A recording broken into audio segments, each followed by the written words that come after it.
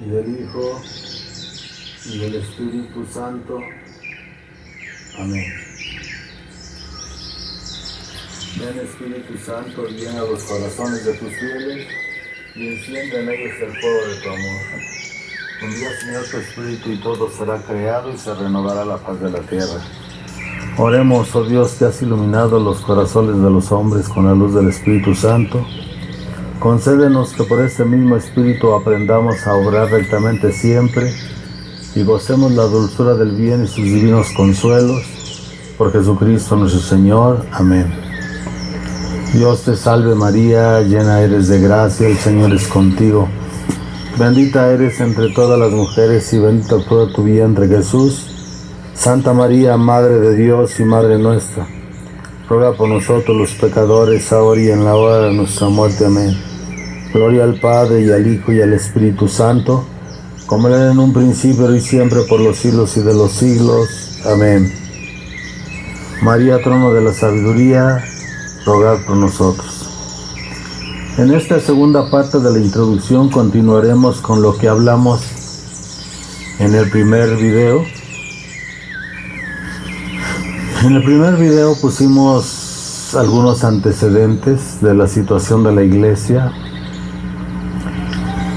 y hablábamos intercalando algunos de los milagros del sol ocurridos últimamente en diferentes lugares de apariciones. Milagros del sol que se dieron también en el momento de las manifestaciones de la Virgen María del Rosario en Nueva Jerusalén, en Puruarán, antes de que existiera el pueblo de la Nueva Jerusalén, pero que desgraciadamente en aquellos años 73, pues no había toda la tecnología que hay ahora. Sí hay algunas fotografías tomadas de algunos de los lugares, pero fue aquello tan rápido, tan intempestuoso los acontecimientos como se fueron dando, que realmente nadie tuvo el cuidado de tomar pues algunas fotografías. Nadie sabía lo que había de suceder en los acontecimientos que se fueron dando de la manifestación de la Santísima Virgen María del Rosario a Gabina Romero, indígena tarasca. Pero pusimos esos milagros del sol ahí para que ustedes puedan ver que hay manifestaciones tan poderosas, tan grandes, que ni los mismos sabios de la tierra, ni los mismos científicos han podido explicar qué es lo que ha sucedido ahí. Hablábamos de que la Virgen Santísima, en todos los lugares de aparición, a partir de la Salet 1846, en todos los lugares donde se apareció, quiso formar pueblos pilotos. En aquellos años, cuando todavía no estaba manifestada el misterio de iniquidad que ya se había infiltrado dentro de la iglesia, que estaba oculto y solapado dentro de la misma iglesia, el misterio de iniquidad, o sea, la infiltración de sectas masónicas, de grupos apóstatas.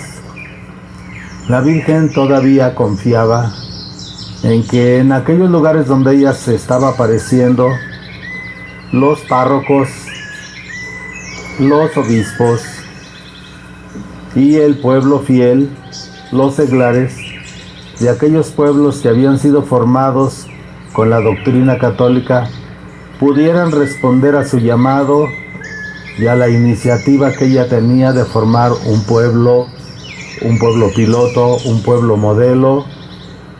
Nuestra Madre Santísima confiaba en que por la formación que todavía se conservaba en los seminarios católicos, los sacerdotes, los ministros que Jesucristo había dejado como sus representantes, o como dirían muchas veces en la iglesia, los Cristos de la tierra, pudieran escucharla y seguirla.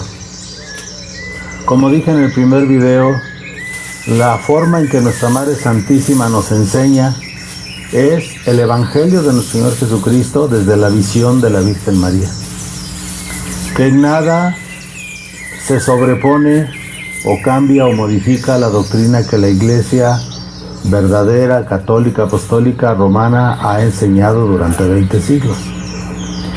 Pero hay una característica muy especial, porque donde quiera que la Virgen se manifiesta y empieza a dar una guía espiritual a sus hijos, hay una impronta, un sello muy particular que ella le imprime a su obra. Aunque en Nueva Jerusalén se le llama la obra de la Santísima Virgen María, porque Nueva Jerusalén es el caso único y último en el mundo en el que la Virgen logrará por fin establecer un pueblo piloto guiado por ella. Un pueblo piloto que durante 8 años se pudo ver el proceso de desarrollo y de crecimiento espiritual y de grandes y maravillosos frutos durante 8 años en que mamá Salomé o doña Gavina duró conversando con la Santísima Virgen desde 1973 hasta marzo de 1981, en que ella es recogida de este mundo por Dios para llevársela con Él. Pero para poder entender la Nueva Jerusalén, las vicisitudes que se han pasado ahí, las pruebas, las situaciones, los altísimos altos, por decirlo así, valga la redundancia, y los terribles bajos que ha tenido la Nueva Jerusalén, solamente se puede explicar desde la sobrenaturalidad de las apariciones. Aunque la visión de la iglesia contemporánea o de la iglesia reformada, o como decía el obispo Moisés Carmona, que fue uno de los grandes caudillos de la defensa de la tradición en México, el padre Moisés Carmona, y después obispo de la ciudad de Acapulco, que tampoco no se sometió a las reformas protestantes, a las reformas anticatólicas, apóstatas, heréticas que había hecho el Vaticano II. Condujo un grupo de resistencia para la defensa de la fe tradicional desde Acapulco. Como decía él, necesitamos aquí tomar acciones verdaderamente extraordinarias para poder enfrentar esta apostasía que se viene en el seno de la iglesia y del mundo. La iglesia reformada nunca puso atención en los asuntos de la Nueva Jerusalén. Como lo dije en el otro video, el obispo Abraham Martínez Betancourt, que era el obispo titular de la diócesis de Tacámbaro, Michoacán, México, él sí creyó. Inclusive hubo 2 aprobaciones particulares. La primera, cuando los acontecimientos de Puruarán, que fueron precipitados porque se vinieron los acontecimientos uno tras otro, una vez que doña Gavina empezó a llevar los mensajes al sacerdote que la Virgen había escogido para que le ayudara en esta misión, los acontecimientos, las cosas que se sucedieron, maravillosas, milagrosas, hermosas, que arrastraban multitudes enteras, y que muchos sacerdotes de la diócesis de Tacámbaro, que aunque creyeron por miedo a las amenazas del obispo auxiliar de Tacámbaro, tuvieron que restringirse y reprimirse de poder apoyar al padre Nabor Cárdenas. Cuando se vinieron todos esos acontecimientos, realmente la primera aprobación particular que se dio fue la siguiente. La hermana del padre Nabor, Dolores Cárdenas, que vivía con su mamá, la señora Carmen Mejorada, en Purarán, donde el padre Nabor estaba de párroco cuando los sucesos de las manifestaciones de la Virgen empezaron a acontecer. Ella, con todo aquello y las contradicciones que el obispo Gilberto Balbuena, el obispo auxiliar, estaba atacando, y había dicho, el obispo Gilberto Balbuena le había dicho al obispo Abraham Martínez Betancourt: Monseñor, déjeme el asunto de Nabor en mis manos. Yo me voy a encargar de que en 3 meses todo el asunto de las apariciones de Purarán quede en la nada. Yo me voy a encargar de destruir, de deshacer toda esa mentira y todo ese engaño. Me recuerda mucho estas palabras del obispo Gilberto Balbuena a las palabras de Plutarco Elías Calles, que también dijo: yo prometo que en 3 meses haré desaparecer la fe católica en México, que fue el principio de la persecución cristera en México. El padre Nabor fue ordenado en secreto durante el tiempo de la persecución cristera. Realmente el padre Nabor Cárdenas fue formado como sacerdote durante esa época tan aciaga, tan dolorosa, en que la iglesia en México fue perseguida, donde eran asesinados sacerdotes, donde morían jóvenes inocentes, donde tantos que se mantuvieron fieles a la fe católica, apostólica y romana, tuvieron que sufrir el martirio en manos de aquellos que, asusados por el gobierno, inspirados desde las logias para destruir la fe en México, pero no pudieron con ello. Así le sucedió a Gilberto Balbuena. Él prometió que en 3 meses, le prometió al obispo titular, Abraham Martínez Betancourt, que ese suceso de Purarán y de Nabor Cárdenas y de Gavina, ese engaño se iba a acabar en 3 meses. Pues no sucedió así, pero Dolores Cárdenas, la hermana del padre Nabor, vivía con la mamá del padre Nabor y de ella, Carmelita Mejorada, que yo las conocí, conozco a su familia del padre Nabor. Vivían ahí en Purarán, ya que el padre Nabor era el párroco y era el que sostenía a su hermana, que estaba sola, y a su mamá. Pues Dolores, o la tía Lola, como cariñosamente le llamábamos, bueno, al menos yo así le llamaba a la tía Lola, fue a ver al obispo Abraham Martínez Betancourt y le dijo: vengo a preguntarle, ¿usted sabe lo que está pasando con mi hermano? Lo que está pasando con la señora Gavina, que la Virgen ella dice que le habla, pero yo no sé, yo quisiera que usted me aclarara qué debo de hacer. Porque si eso no está bien, pues a lo mejor yo me voy a tener que separar de mi hermano, voy a tener que dejarlo, voy a tener que apartarme de él por lo que le está sucediendo, para seguir la verdadera doctrina, ser fiel a la iglesia. Así era esa familia Cárdenas, fieles a la iglesia.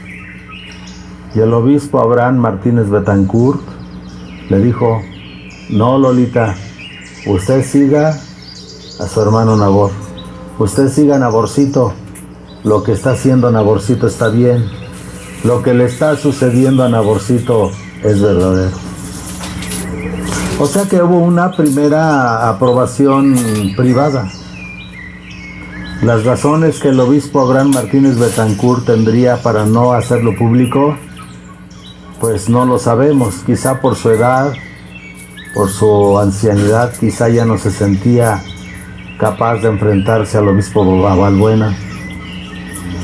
Posteriormente a los acontecimientos que se estaban llevando a cabo en Purarán, el padre Nabor vino con algunas personas del campo, de los ranchos de ahí, de mucha confianza, una persona del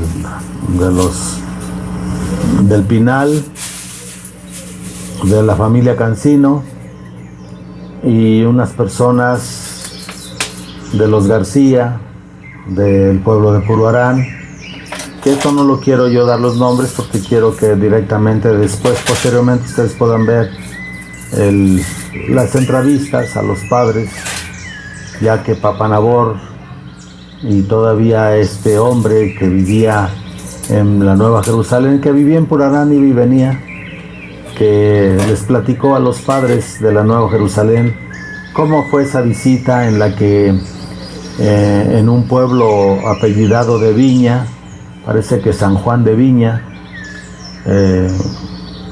se hizo una entrevista, un encuentro entre el obispo Abraham Martínez Betancourt y el padre Nabor y estos hombres que lo acompañaron.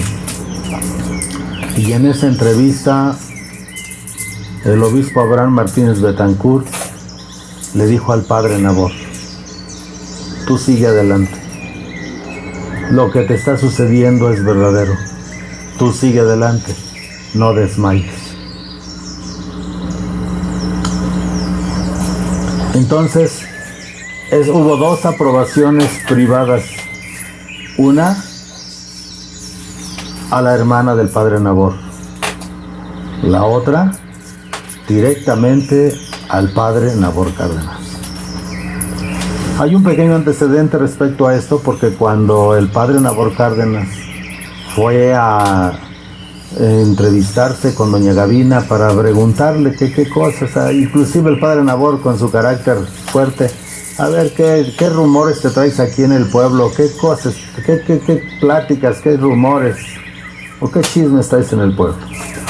Cuando la fue a entrevistar la primera vez, el incrédulo pues, cuando ya empezó a recibir los mensajes, el padre Nabor envió a doña Gavina con el obispo,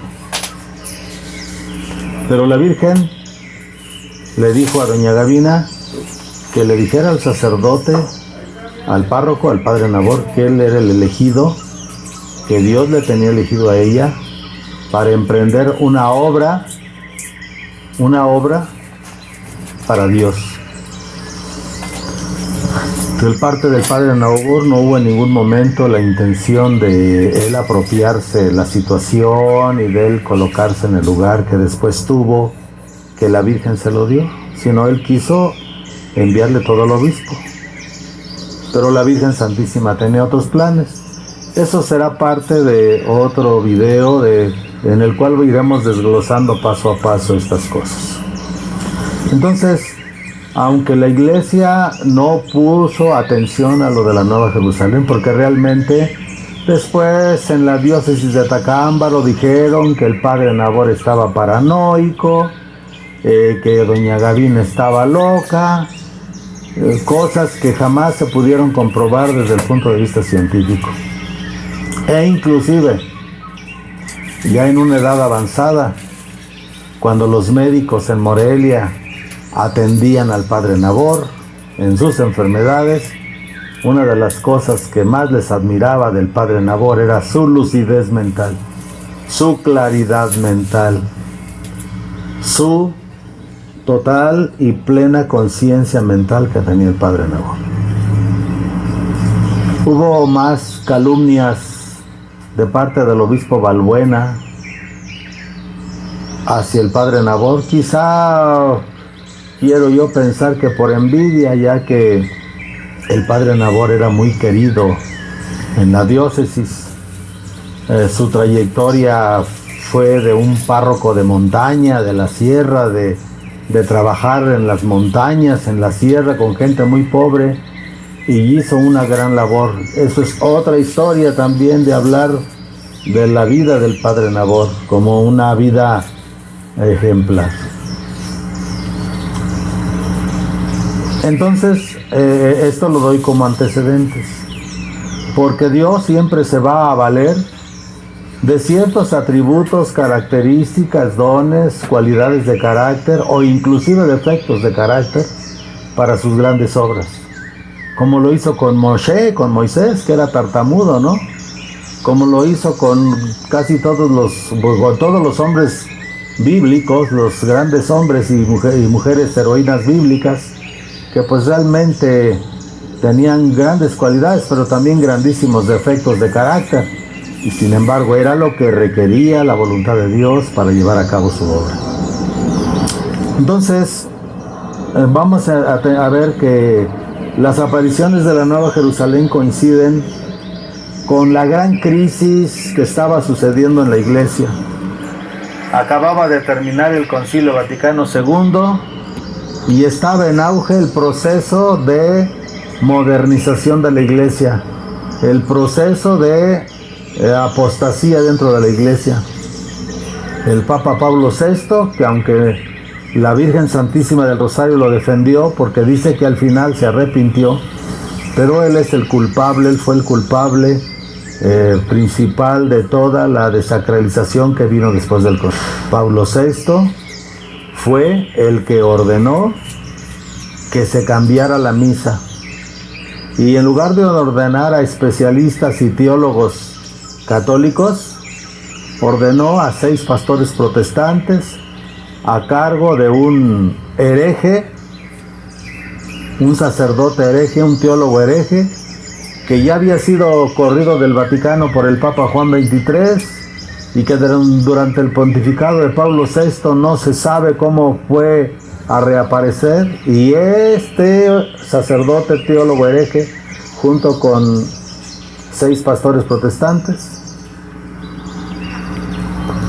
5 o 6 pastores protestantes, fueron los que hicieron el Novus Ordo Missae, o la nueva misa que se celebra de frente al pueblo, y que en 1967, para el domingo de Adviento, en un domingo de Adviento, de pronto las iglesias aparecieron con mesas enfrente en lugar de altares. Y aunque ahora los han hecho de mármol, pues no dejan de ser mesas, ¿no? O sea, la misa verdadera, la misa antigua fue destruida y fue sacada del juego de una manera totalmente arbitraria, malévola, perversa, y fue sustituida por la nueva misa, que tiene todos los rasgos de la misa de Lutero y de Cranmer. Deben de saber ustedes que en aquel tiempo, cuando las famosas reformas heréticas de Lutero y Cranmer, Zwinglio, Calvino, Lutero decía: tenemos que destruir lo más sagrado para los católicos, que es la misa, pero tenemos que dejarle muchas cosas que parezcan que es la misa, porque si no, no nos van a seguir. Y también Lutero y Cranmer fueron los que en la reforma luterana, Zwinglio, Cranmer, estos grandes heresiarcas, al establecer lo que ahora se llaman los grupos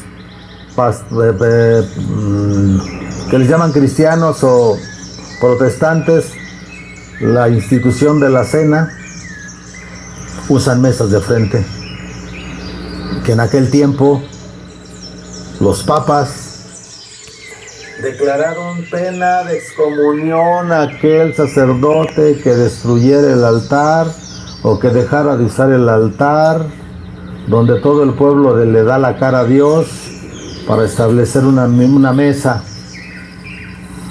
Así es que la Iglesia Católica actual ha caído en las sanciones de estos papas al destruir la misa y cambiarla por una misa protestante, por una asamblea protestante, colocando una mesa frente al pueblo.